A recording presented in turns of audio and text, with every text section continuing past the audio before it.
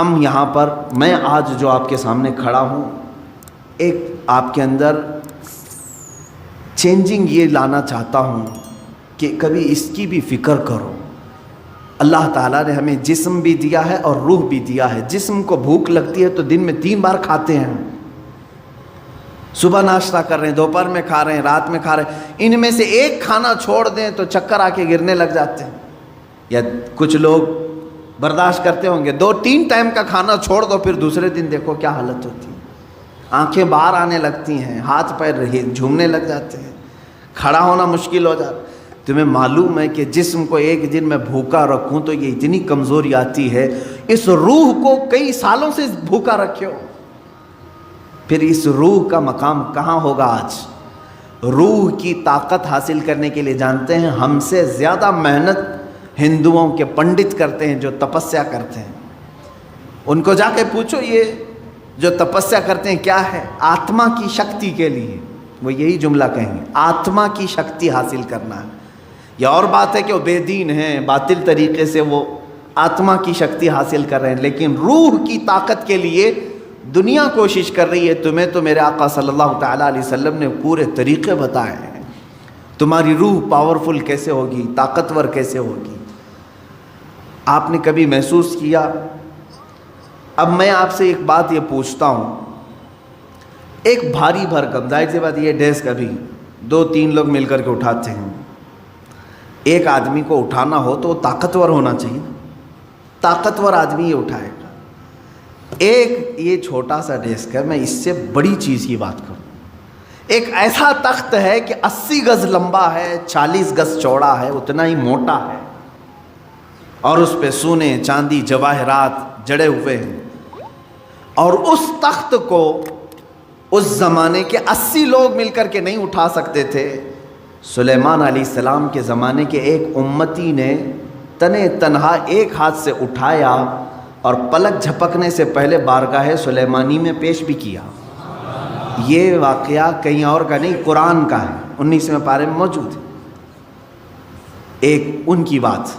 دوسری چیز، امت مصطفیٰ صلی اللہ تعالیٰ علیہ وسلم کے ولی کامل سلطان الاولیاء غوث اعظم عبد القادر جیلانی قدس اللہ سرہ الشریف آپ کی بارگاہ میں چلیں، آپ کا حال یہ ہے کہ آپ ایک جگہ بغداد میں بیٹھے ہوئے ہیں، بغداد پاک میں بیٹھے ہوئے ہیں، کسی مرید نے آ کر کے کچھ چیزوں کے ظاہر کرنے کا عندیہ دیا، تو آپ نے بیٹھے ہوئے جگہ پر وضو کا برتن اپنے سامنے حاضر کر لیا، وہیں بیٹھے ہوئے تھے، کہیں گئے نہیں۔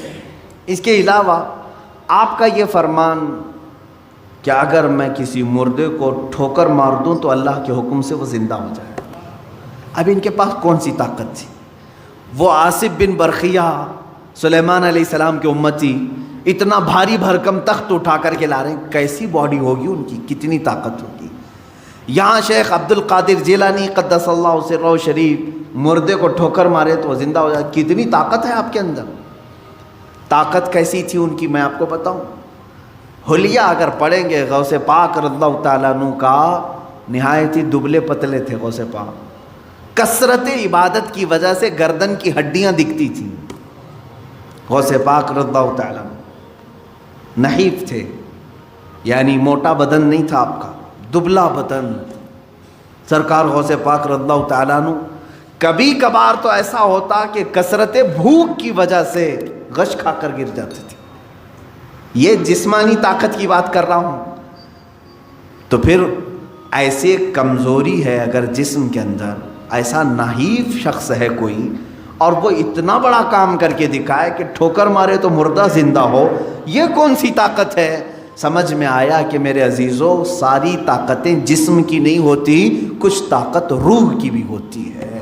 ان اولیاء کاملین کے پاس جو طاقت و قوت تھی وہ روحانی پاور تھا، اس کو ان لوگوں نے اتنا بلند کر رکھا تھا کہ جسم کے طاقت کی کبھی انہیں ضرورت بھی نہیں پیش آتی۔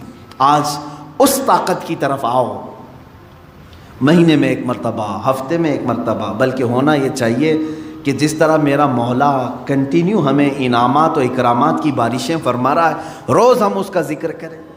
ذکر کے الگ الگ طریقے ہیں، ایک تو اجتماعی طور پر ہم یاد کرتے ہیں، ایک ہوتا ہے تنہائی میں بیٹھ کر کے آپ اسے یاد کریں. اللہ تبارک و تعالیٰ ہر ذکر کو قبول کرے گا. رات کے وقت بستر پہ چلے گئے تو بغیر ذکر الہی کے نہ سوئیں. ذکر کا مطلب ضروری نہیں کہ 100 مرتبہ یہ چیز وہ چیز کرنا چاہیے. اللہ رب العزت کو جس حالت میں بھی یاد کرو گے اس کو ذکر الہی کہتے ہیں. ذکر الہی. اس کا اثر کیا ہوگا جانتے ہیں آپ؟ اس کا اثر یہ ہے، اللہ اکبر. آیت میں پڑھتا ہوں، اس کا مطلب آپ کو سمجھ میں آ جائے گا. اللہ نے فرمایا فَاذْكُرُونِي أَذْكُرْكُمْ وَاشْكُرُوا لِي وَلَا تَكْفُرُونَ. تم میرا ذکر کرو میں تمہیں یاد کروں گا، اور تم میرا شکر کرو، ناشکری نہ کرو. ایک ہی جملے پر توجہ دیں. اللہ نے کیا فرمایا؟ فَاذْكُرُونِي أَذْكُرْكُمْ. یہ دوسرے پارے کی آیت ہے. تم میرا ذکر کرو میں تمہیں یاد کروں گا. اللہ تو کیسے یاد کرے گا؟ بندوں کو کیسے یاد کرے گا؟ یہ سب سے بڑا پوائنٹ ہے، سب سے بڑا انعام ہے. اللہ جس بندے کو یاد رکھ لے پھر اس کا کچھ بھی نہیں ہونے والا ہے. اللہ جس بندے کو یاد کرے. کب وہ یاد رکھتا ہے، کب یاد کرتا ہے جانتے ہو؟ جب تم ذکر کرتے کرتے پوری عمر بتا گئے. جوان تھے تب بھی ذکر کرتے تھے، بڑھاپے میں بھی اللہ کا ذکر کرتے، اللہ اللہ اللہ کرتے رہے، لا الہ الا اللہ کرتے رہے، اسے یا حی یا قیوم بیٹھتے اٹھتے پکارتے رہے. ایک وقت ایسا آتا ہے کہ جب تم بستر پر چلے گئے اور تمہاری زبان بند ہو گئی. تمہاری زبان بند ہو گئی، اب تمہارے اندر بولنے کی طاقت نہیں. اب اس کے بعد تمہارے دل کو بولنے کا حکم دیتا ہے. یہی اللہ کی یاد ہے. جب تم چپ ہو جاؤ گے پھر اللہ تمہیں یاد کرے گا. اور پھر میں نے ایک بزرگ کے متعلق پڑھا، ان سے ان کے مرید نے پوچھا کہ اللہ ہمیں کیسے یاد کرے گا؟ انہوں نے کہا تو یہاں یاد کر، جب تجھے قبر میں رکھ کر کے سارے چھوڑ جائیں گے وہ تنہا تجھے یاد رکھے گا. جہاں تجھے ضرورت ہے وہ وہاں یاد کرے گا. تو یہاں آج یاد کر لے اسے، آج اس کا ذکر کر لے، وہ تجھے تنہا کبھی نہیں چھوڑے گا. میرے عزیزو، ذکر کی ان مجالس سے ہم کتنے دور ہو چکے ہیں. اولیاء اکرام کی جو روایات تھیں ان سے ہم کتنے دور آ گئے. آج ہمارے دل بیمار ہیں، روح بیمار ہیں، اس کا کبھی علاج کرانے کے لیے ہم کوشش بھی نہیں کرتے. میں چاہتا ہوں کہ آج ان اذکار کی طرف ہم جائیں جو اولیاء اکرام سے منقول ہیں. بزرگان دین نے یہ اذکار کیے ہیں جس کے بعد انہوں نے اپنے مریدین کو خاطر خواہ نتائج بھی عطا کیے ہیں. مثال کے طور پر سب سے پہلے ہم ادب سے کھڑے ہوتے ہیں. کھڑے ہونے کے بعد میں آج طریقہ آپ کے سامنے پیش کر رہا ہوں. دائرے میں، حلقے میں کھڑے ہوتے ہیں، ایک کا دوسرے سے ہاتھ ملا ہوا ہو. اس کی وجہ کیا ہے؟ اس کی وجہ یہ ہے کہ ہو سکتا ہے کہ میں نکما ہوں، میں کمینہ ہوں، میں بد اخلاق ہوں، لیکن مجلس میں اللہ کو کسی نہ کسی کا ذکر پسند آتا ہے. 40 مومنین اگر جمع ہوں تو وہاں اللہ کا ایک مقبول بندہ ہوتا ہے. ایک مقبول ضرور ہوگا. جب ہمارے ہاتھ ایک دوسرے سے ملے ہوں اس مقبول بندے کے اثر سے اللہ سب کے ذکر کو قبول کرے گا. جڑا ہوا ہے نا ایک دوسرے سے. دوسری چیز اس کے آداب ہیں. اس کے آداب میں یہ ہیں کہ جب ذکر کے لیے حاضر ہوں تو میں بتاؤں گا سارے وسوسوں سے اور سارے خیالات سے اپنے دماغ کو، اپنے دل کو آزاد کرنا چاہیے. صرف تصور یہ ہونی چاہیے کہ میں اکیلا ہوں اور میرا مولا میرے سامنے ہے. جب میری پیشی ہوگی اللہ کی بارگاہ میں کیسے کھڑا رہوں گا، اللہ جب مجھ سے حساب کتاب لے رہا ہوگا میں کس طرح کھڑا ہوں، بس یہ تصور کر کے اس کی بارگاہ میں ذکر کے لیے کھڑا ہونا ہے. اس کے بعد دیکھو تمہارے جسم کے اندر جو کیفیت آئے گی وہ نہایت تبدیل کرنے والی کیفیت ہوگی. تمہارا دل خود بخود رونا شروع کرے گا جب تم اپنے دل کی طرف توجہ کرو گے. ایک بات یہ بھی یاد رکھیں، اللہ رب العزت کو یاد کرنے کے بعد بندے کی آنکھوں سے آنسو آنے چاہیے. کیوں؟ اس سے بھی پتہ چلتا ہے کہ زمین نرم ہے یا سخت ہے. روڈ پہ بارش ہو تو کوئی پودا نہیں اگتا، 10 سال بھی بارش ہو پودا نہیں اگتا. نرم زمین پر ایک دن بارش ہو دوسرے دن گھاس نکل آتی. کیوں؟ بارش کا کیا قصور ہے؟ بارش ایک ہی ہے برسنے والی، وہ نرم زمین پہ بھی وہی بارش برس رہی ہے، روڈ پر بھی وہی برس رہی ہے، لیکن دونوں جگہ اثر الگ الگ کر رہی ہے۔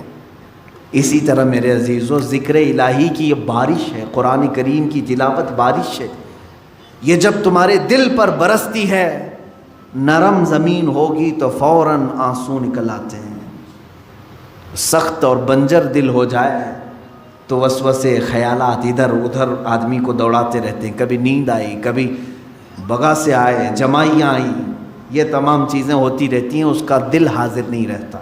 اسے چاہیے کہ کنٹینیو پھر اپنے دل کا علاج کرے، زیادہ سے زیادہ ذکر کی مجلس میں شرکت کی کوشش کرے اور خود اپنے طور پر ذکر کو بجا لاتا رہے۔ یہ میں آداب آپ کو بتا رہا ہوں۔ اس کے علاوہ میں کھڑے ہونے کے بعد انشاءاللہ آپ کو عرض کروں گا، اولیاء کاملین میں سے سلطان مخدوم اشرف سمنانی رحمۃ اللہ تعالیٰ علیہ کے اذکار ہیں۔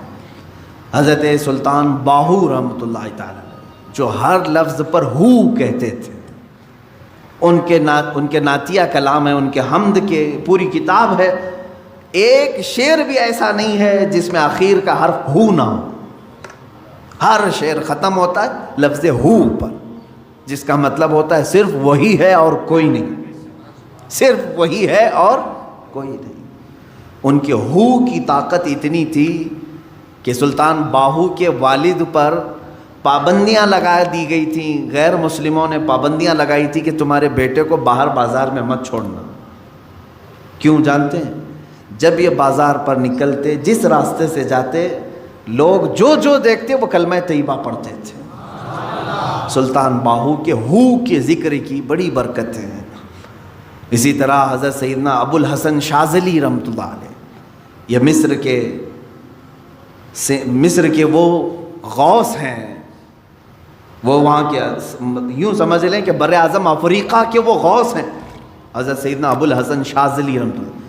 حضرت شرف الدین بوصیری جن کا قصیدہ بردہ مشہور ہے، مولایا صلی وسلم، ان کے پیر و مرشد کی بات کر رہا ہوں، امام بوصیری کے پیر و مرشد ابو الحسن شاذلی رحمۃ اللہ تعالیٰ علیہ، یہ مصر میں آرام فرما ہے۔ ان کے اذکار ایسے ہیں، ان سے منقول ہے کہ جس نے یہ ذکر کیا یا حی یا قیوم، سب کے دل مر جائیں گے مگر اللہ اس کا دل زندہ رکھے گا انشاءاللہ العزیز۔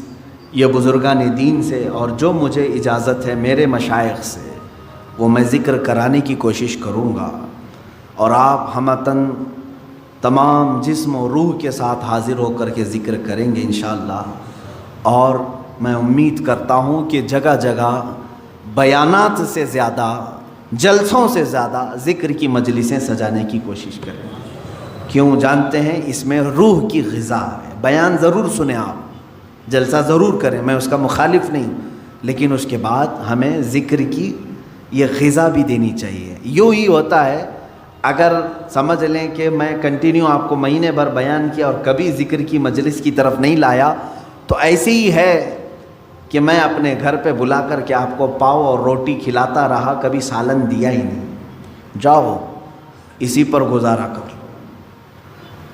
اسی طرح سے میرے عزیزو، ذکر کی مجلس یہ مغز ہے روح کی، اور مغز کو چھوڑ کر کے پھر ہمارے دل میں تقویت نہیں آئے گی۔ اللہ تبارک و تعالی ہم سب کے دلوں کو نرم فرمائے، ہمارے دلوں میں مولا اپنی خشیت اور اپنا خوف پیدا فرمائے، کہنے سننے سے زیادہ عمل کی توفیق نصیب فرمائے۔